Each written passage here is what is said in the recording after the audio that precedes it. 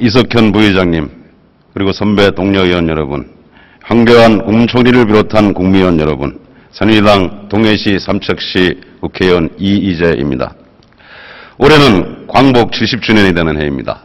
아울러 한일 간 국교 정상화가 된 지 반세기가 지났지만 요즘 한일 관계는 지난 어느 시기보다 냉각기에 접어들고 있습니다. 일본 정부는 1965년 한일 국교 정상화 협상 당시에도 식민지 지배가 정당했다는 망언을 시작으로 해서 아직까지도 강요들은 때마다면 야스쿠니 신사 참배를 하고 위안부 강제 동원을 부인하는 등 지속적으로 우리 국민들의 아픈 상처를 자극하는 발언과 행동을 일삼고 있습니다. 문제는 아베 정권 들어서는 역사 왜곡의 발언과 행위가 말뿐이 아니라 행동으로 구체적이고 조직적으로 과거 역사를 바꾸려 하고 있다는 사실입니다. 먼저 국무총리께 묻겠습니다. 앞으로 나와 주십시오.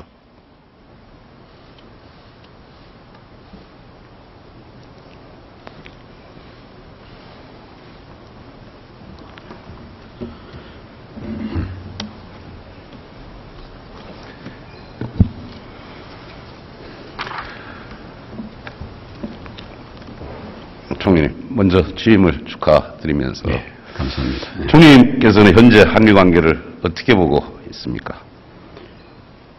많은 어려움들이 있고 국민들이 걱정하시는 부분들도 많이 있습니다. 그렇지만 결국 우리가 함께 가야 될 부분들이 많이 있기 때문에 정부에서 그 부분 정상화를 위해서 노력을 하고 있는 것으로 알고 있습니다. 한일 관계에 산적한 현안들이 많죠. 그렇습니다. 그 현안들을 중요성과 시급성 차원에서 분류해 볼 수 있을 것 같은데, 중요성에는 어떤 것들이 있고 시급성 측면에서는 어떤 거라 생각하시는지요? 기본적으로 그 역사 문제에 관해서는 일본과 우리는 국민들 사이에 좀 많은 갭이 좀 있습니다. 그 문제를 해결해 나가는 것이 시급하고, 나머지 북한의 핵 문제라든지 또 문화 경제적인 교류에 관해서는 최선을 다해서 양국이 서로 도와야 된다, 이런 생각들을 가지고 있는 것으로 알고 있습니다. 이 부분에 관해서 좀 잘 지혜롭게 대처를 해야 된다 하는 생각을 갖고 있습니다. 네, 취임하신 지 얼마 안 되니까. 하지만 시급성 차원에서 혹시 보도받은 거 있으십니까? 일본에서 이제 우리 그 나라에 여러 가지 이제 좀 국민들에게 좀 불편한 이런 이야기를 하는 부분들이 많이 있습니다. 그리고 시급성의 측면에서 말한다면 지금 이제 한일 간의 외교 당국 차원에서 정상화를 위한 노력들을 하고 있는데, 그런 부분들이 다 시급한 문제고 또 국민들의 관심사다, 이런 생각을 가지고 있습니다. 일본 이제 수산물에 관해서 지난번에 이제 원전 사고 이후에 그것이 이제 수입 규제가 되고 여러 가지 이제 특별 조치가 있기 때문에 그 부분에 관해서도 일본에서 우리 애들에게 협상을 요구해서 그것도 이제 조만간 달아야 될 그런 문제인 것으로 알고 있습니다. 총리님, 유네스코 문화유산 등재 제도는 알고 계시죠? 알고 있습니다. 그런데 일본이 조선인 강제징용 시설을 유네스코 세계문화유산 등재하려고 있다는 사실 보고받은 적 없으신가요? 보고보다도 제가 그 내용을 좀 알고는 있습니다. 이게 언제 결정되는지 알고 계십니까? 결정 시점은 제가 확인을 좀 해봐야 되겠습니다. 바로 당장 6월 28일 열려서 7월 초에 결정됩니다. 이보다 더 시급한 일이 어디 있겠습니까? 별도로 좀 보고를 받아주시기 바라면서 자료 화면을 좀 보시겠습니다.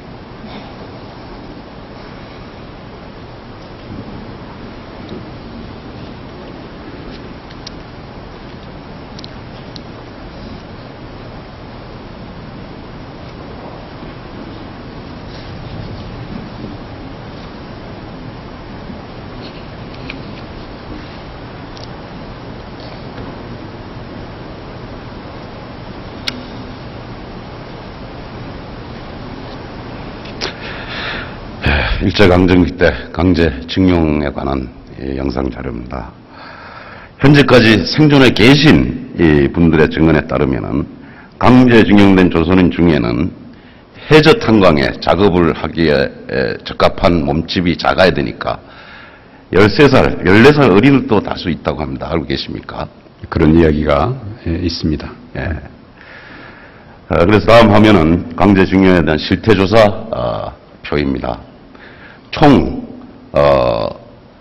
783만 명 중에 지금까지 강제동원 피해 신고 접수 현황, 즉 실태가 파악된 인원은 22만 6,583명, 즉 3%에도 미치지 못합니다.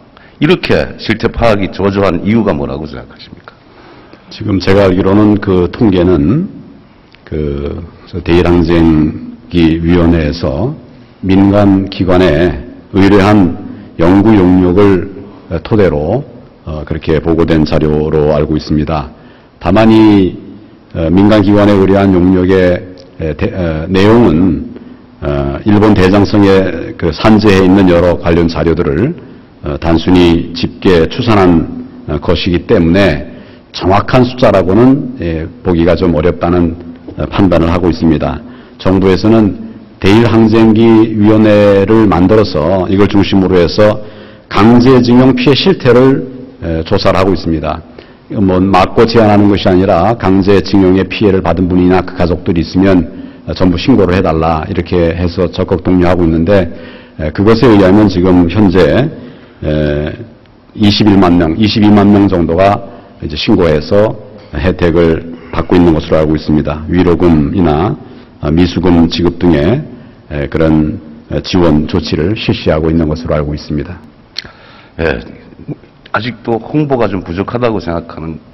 예, 홍보가 좀 부족하고 그 부분에 관해서 좀 원리하는 시간이 꽤 됐는데 좀 충분하게 이런 알리는 부분들에 대해서 더 노력을 해야 된다는 생각을 하고 있습니다. 그렇게 좀 노력해 주시기 바라고요. 예.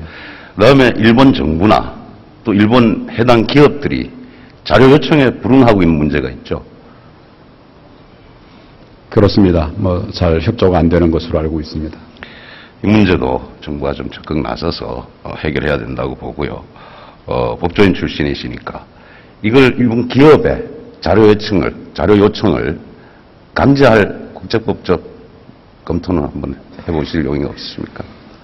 그 부분에 관해서도 일제강점기 항쟁기위원회에서 검토를 하고 있는 것으로 알고 있고 이 항쟁기위원회에도 법조인들이 법률적인 검토를 하고 있는 것으로 알고 있습니다. 적극적으로 임해 주시기 바라고요. 예. 그다음에 일제강제동원 역사기념관에 대해서 알고 계십니까? 얘기 들었습니다. 예. 지금 부산에 자료 화면에 보입니다만은 작년 5월에 이미 준공이 됐습니다. 예. 준공이 됐는데 아직까지도 개관을 안 하고 있어요. 왜 그렇습니까?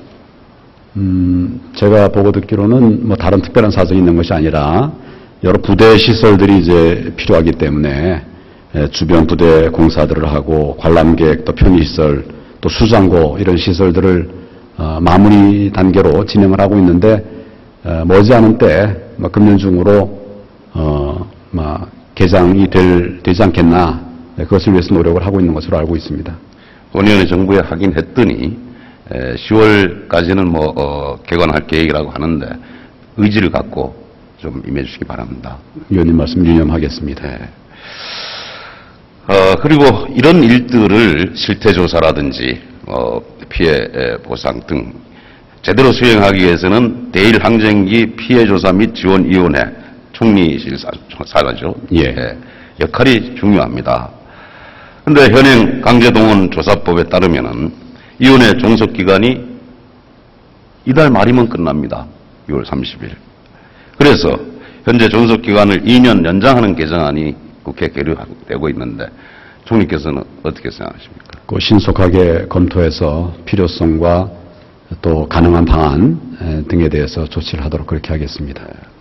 본의원이 지적한 그런 문제 때문에라도 활동기간 연장 검토해 주시기 바랍니다. 예, 잘 검토하겠습니다. 그리고 강제징용 피해 보상 관련해서 좀 질의를 드리겠습니다. 총리께서는 2차 세계대전 후에 이 피해 보상에 있어서 가장 모범적으로 했다라고 평가받는 나라가 있다면 어느 나라인지요? 생각하십니까? 저는 제가 알기로는 독일 이런 데서 그렇습니다. 상당한 보상이 된 것으로 알고 있습니다. 예, 독일 메르켈 총리는 전쟁 배상 책임을 독일 정부뿐만 아니라 기업들도 나서게 해서 약 640억 유로, 우리 돈으로 약 81조 원에 해당하는 돈을 지불했습니다. 반면에 일제 강제징용 피해자들은 아까 실태조사 문제점 지적했는데 보상의 전제 조건이 실태조사가 돼야 되는 겁니다. 이런 실태조사도 제대로 안 돼 있고 파악된 피해자들조차 정당한 배상을 받지 못하고 있습니다.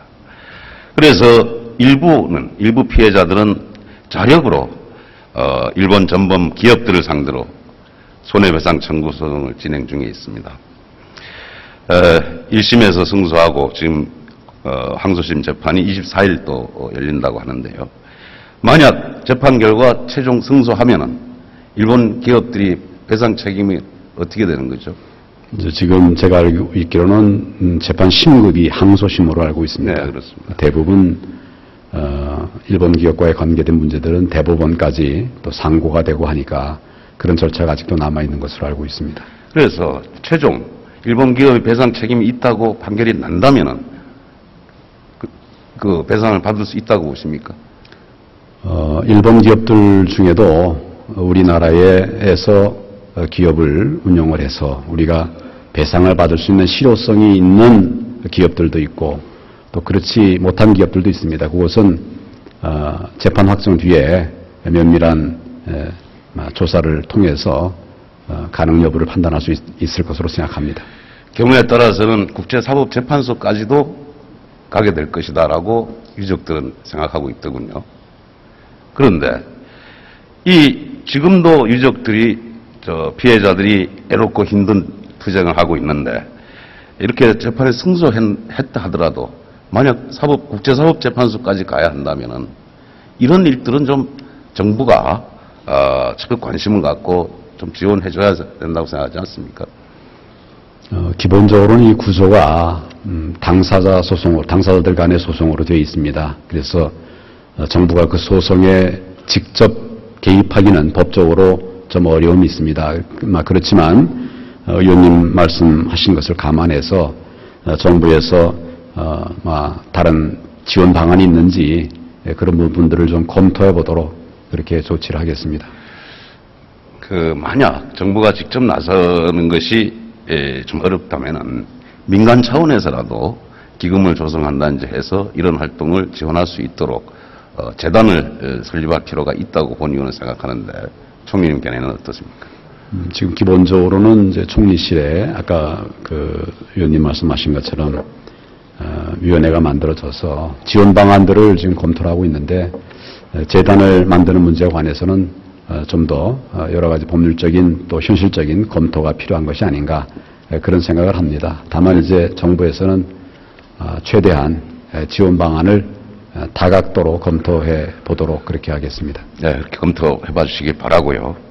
또 피해자 유족들 증언에 따르면은 미불 노임 공탁금 등 수십조 원의 개인저금이 일본 우정성 등에 공탁되어 있음에도 불구하고 일본 정부의 자료 제출 불응으로 인해 제대로 된 조치도 취하지 못하고 있다고 하는데 사실입니까? 그런 부분에 관해서도 지금 이제 일본에 있는 재산들에 관해서 저희가 어떤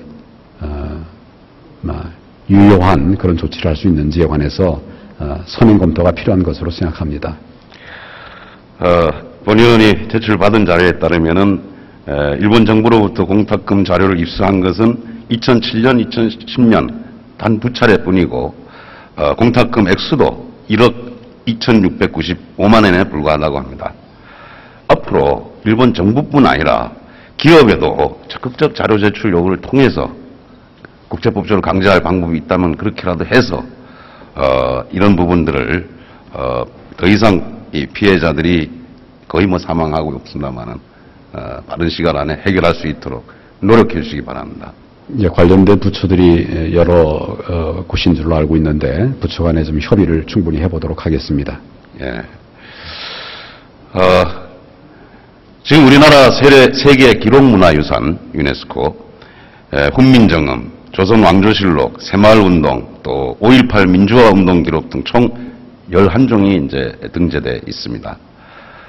그런데 780만 명 이상 동원된 이 강제징용 기록, 이것도 세계사에 정확히 남기는 차원에서 세계 기록문화유산으로 등재될 가치가 있다고 보는데 어떻게 생각하십니까? 그런 부분에 관해서 등재를 위해서 필요한 사전 조치들, 이런 것들에 관해서 저희들이 쭉 일본 측과 의견을 교환하고 있는 것으로 알고 있습니다. 역사의 상처는 애곡할 때 커지고 애곡할 때는 과거가 아니라 현재 진행으로 계속됩니다. 이것을 바로잡는 길은 사실상 없습니다. 다만 아픈 상처를 치유하는 건데 그 치유의 방법은 역사의 진실을 제대로 밝히고 다시는 그런 상처가 반복되지 않도록 교훈으로 남기는 것뿐이 없습니다. 그런 관점에서 총리께서 앞으로 이런 부분에 힘써 주시기 바랍니다. 위원님 말씀 유념해서 잘 검토를 해보도록 하겠습니다. 네, 총리 수고하셨습니다. 다음 외교부 장관께 질의 드리겠습니다.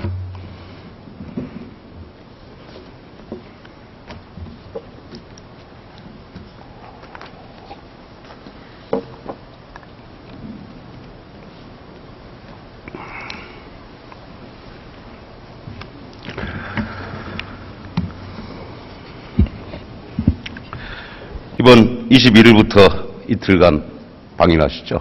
그렇습니다. 아베 총리도 만날 계획이 있으십니까? 현재로서 이제 확정된 건 아닙니다만 이제 가능성은 있을 것으로 보고 있습니다. 이번 방일의 주요 목적, 그리고 뭐 어떤 안건 말씀해 주십시오. 네. 금년이 이제 6월 22일이 특히 한일 국교 정상화 50주년이기 때문에 큰 행사가 있습니다. 행사에 참석하는 것이 하나의 주된 목적이고요. 그 계기에 이제 기시다 일본 외상과 회담을 갖고 그동안에 이제 한일 간의 여러 가지 누적된 현안 문제를 포함해서 전반적인 그런 사안에 대해서 논의를 할 생각입니다. 북한 문제를 포함해서 동북아 문제 또 글로벌 이슈들 포함해서 얘기를 하고 저희로서는 아무래도 역사 문제를 포함한 몇 가지 현안에 대해서도 저의 입장을 전달할 생각입니다. 이번 방일 현안에 일본의 산업유산 유네스코 등재권 이것도 포함되어 있습니까? 여러 가지 관심사가 다 논의될 것이기 때문에 그런 각도에서 이해하시면 되겠습니다. 7월 초면 결정이 됩니다. 네. 이번 방일에서 확실히 좀 해결하고 돌아오실 건 당부드립니다. 네. 하여튼 이번에 열심히 이제 양자협의도 하고 있고요. 또 위상회담 하는 과정에서도 역사 문제에서 진전이 필요하다는 점을 열심히 이제 강조를 하겠습니다. 유네스코 세계유산위원회에 일본이 전부 23곳을 신청했죠. 네. 그 중에 7개소가 우리 한국인이 약 5만 7천여 명이 강제 징용된 시설입니다. 네. 그런데 그 23곳 중에는 우리 강제 징용됐던 7곳뿐만 아니라 쇼카 손주쿠라는 시설이 포함된 거 알고 계십니까? 알고 있습니다. 장관님, 네. 쇼카 손주쿠 어떤 시설이죠? 예. 잘 아시는 것처럼 요시다의 쇼인이라는 일본 입장에서는 이제 메이지 유신을 주도했던 사람이 가리켰던 학원을 얘기하고 있고 그런 것이 이제 일본 정부에 의해서 현재 등재 추진되고 있는 것으로 알고 있습니다. 일본이 제국주의 침략 정쟁을 일으키고 식민지 지배를 정당화하던 그런 사상적 뿌리가 바로 이 쇼카 손주쿠라는 사설학원에서 비롯된 거죠. 이또 히로부미도 여기 출신인 거 알고 계십니까? 네, 알고 있습니다. 네. 그렇기 때문에 이번에 일본의 이러한 세계 유산위원회의 등재 신청은 단순히 일본의 근대화 산업유산의 등재가 아니라 일본 제국주의 침탈과 식민지 지배 역사를 정당화하고 미화하려고 하는 그 사정적 근저를 마련하기 위한 행위입니다. 본인은 그렇게 보는데 장관님 견해는 어떠세요? 예, 뭐 여러 가지 측면에서 해석할 수가 있습니다만은 기본적으로 이제 세계유산위원회에서 가장 중요한 기준은 어떠한 이제 그 시설 등재가 이제 그 위원회의 그 기준에 맞는 탁월한 보편적인 가치가 있느냐 하는 측면에서 보고 있습니다. 그래서 저희가 현재 지금 중점을 두고 있는 것은 국제사회가 누구나 공감할 수 있는 보편적인 인권의 탄압이라고 할 수 있는 강제노동 문제 관련된 7개 시설을 역점적으로 추진하고 있고요. 그 밖의 문제에 대해서도 저희가 지금 보고 있습니다만은 종합적인 좀 판단이 필요합니다. 자, 여기 보는 이런 사실을 언제 알았습니까? 그동안에 이제 일본이 이런 추진하고 있다는 것은 여러 가지 형태로 저희가 쭉 알고 있었습니다. 신청한 게 언제죠? 자고 좀 확인해 봐야 되겠습니다만 좀 됐습니다. 제가 그래서 외교부에 자료를 요청했더니 수차례 입장서를 전달하고 관계자 면담을 통해 우리 입장 반영하기 위해 노력했다라고만 명시되어 있어요. 자, 수차례 전달한 거는 뭘 전달한 거죠? 저희가 이커머스라고 하는 이제 그 기술적인 평가라는 그 위원회가 있습니다. 그 위원회가 이번에 5월 초에 이제 보고서를 냈고 그 보고서의 토대하에 이번 이제 6월 말에 전체 위원회에서 논의를 하게 되어 있습니다. 그 이커머스라는 그 이제 그 전문가 위원회 논의하는 과정에서 저희가 수차례 3차례 이상의 그런 이제 저희 입장을 전달을 해서 마지막 최종 보고서에 저희 입장이 어느 정도 반영된 소위 말하는 이제 완전한 역사를 이해시키도록 할 수 있는 그런 노력을 더 강화해라. 이런 이제 부분이 저희 요청에 따라서 반영이 되어 있습니다. 아니, 외교부에서 전달했으면 뭐 물건을 전달했던 거 아닐 거고 뭐 공문이나 문서가 아니겠습니까? 여러 가지 형태로 전달을 했습니다. 구두로도 전달하고 문서도 그 문서를 자료를 요청하니까 안 내놓고 있어요. 뭘 전달했다는 거죠? 그러니까 이제 바로 이커머스에서 다루는 사안이 이 산업시설의 여러 가지 측면이 있는데. 아니, 외교부에서 수차례 전달했다고 답변을 했는데 네. 뭘 전달했느냐? 그러니까 이 7개 산업시설, 7개의 그 강제 노동과 관련된 시설이. 그 문서가 대입인가요? 현재로서는 이제 그 위원회에서 내부적으로 논의하는 자료이기 때문에 저희가 그래서 대여서를 공개하지는 않습니다. 그 문서를 보냈다면은, 네. 전달했다면은 어떤 내용을 기재해서 어떤 논리로 외교부가 대응했나가 밝혀지잖아요. 왜 그걸 못 내놓습니까? 뭐 대개 이제 거기에 주된 내용들은 되게 알려져 있습니다. 알려져 있습니다만은 현재 내부적으로 논의하는 자료이기 때문에 제가 공개하지 않은 거고요. 특별히 비밀이기 때문에 그런 것은 아닙니다. 다만 뭐 굳이 말씀을 드린다면은 지금 말씀드린 것처럼 과거에 이제 이커머스라는 전문가위원회에서 논의되던 문제는 아주 기술적인 문제지만은 지금 일본이 주장하고 있는 23개 시설 중에 7개 시설은 단순한 시설이 아니라 수만 명의 한국인의 그 강제 노동이라는 그 비참한 역사를 담은 문제이기 때문에 이것을 간과해서는 안 된다. 인권 유리하는 차원에서 간과해서는 안 된다는 점을 여러 가지 그 중요한 그 논리를 담아가지고 제가 강조하고 있는 것입니다. 자, 어쨌든 그렇다면은 장관님, 네. 7월 초 세계유산위원회 이제 회의에서 이러한 일본의 기도를 저지할 자신 있으십니까? 지금 현재 저희가 저도 이제 그 지난 일주일 동안에 세계유산위원회 의장국인 독일, 또 부의장국인 크로아티아를 이제 방문하고요. 또 위원국인 말레이시아도 가고 지금 현재 모든 국가에 대해서 전방위적인 외교 노력을 하고 있고요. 그와 별도로 또 일본 정부와도 지금 양자비를 하고 있습니다. 이런 투트랙 접근 방식을 통해서 저희가 원하는 방식으로 저희 정당한 우려가 반영이 되도록 최대한의 노력을 하고 있습니다. 책임지시죠, 글쎄요. 그래서 장관으로서는 저희 모든 노력을 다하고 있습니다. 외교부로서 모든 노력을 다하고 있습니다. 책임지신다는 각오로 7월 등재. 최선의 결과가 나올 수 있도록 하겠습니다.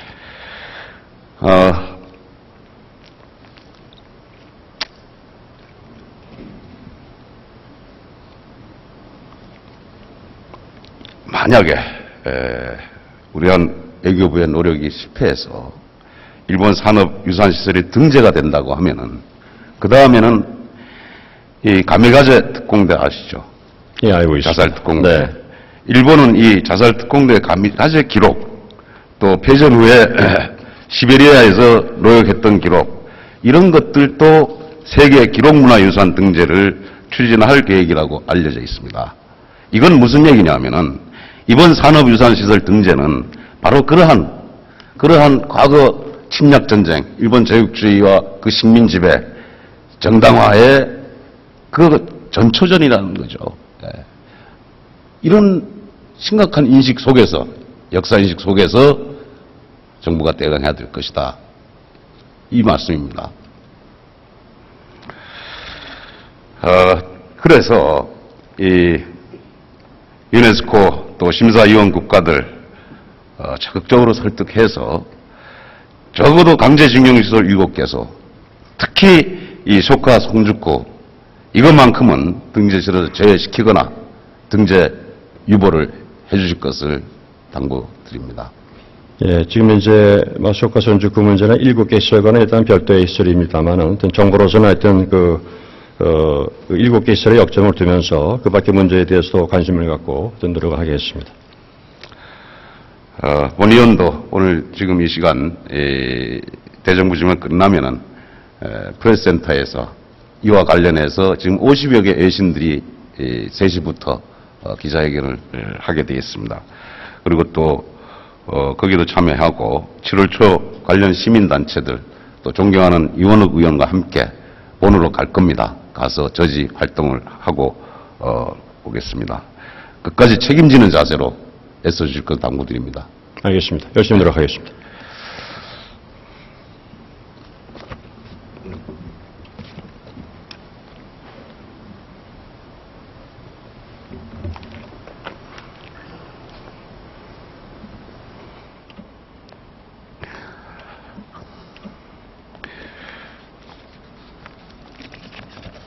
존경하는 이석현 부의장님, 선배 동료 의원 여러분, 한교안 국무총리를 비롯한 국무위원 여러분, 단재 신채호 선생은 역사를 잊은 민족에게 미래는 없다라고 했습니다.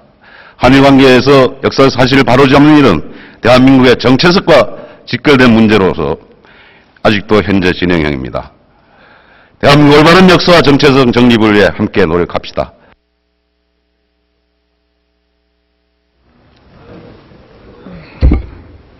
이희재 의원 수고하셨습니다. 다음은 새정치민주연합 비례대표이신 백군기 의원 나오셔서 질문해 주시기 바랍니다.